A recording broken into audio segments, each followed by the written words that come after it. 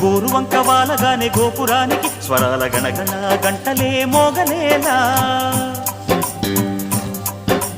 గోపబాలుడొచ్చినాక గోకులానికి పెదాల కిలకిల పువ్వులే పుట్టలేదా బాలకృష్ణుడొచ్చినప్పుడే వయ్యారి నందనాలు నాట్యమాడగా వారసుణ్ణి చూసినప్పుడే వరాల వాంఛలన్నీ పల్లవించగా నందుడింట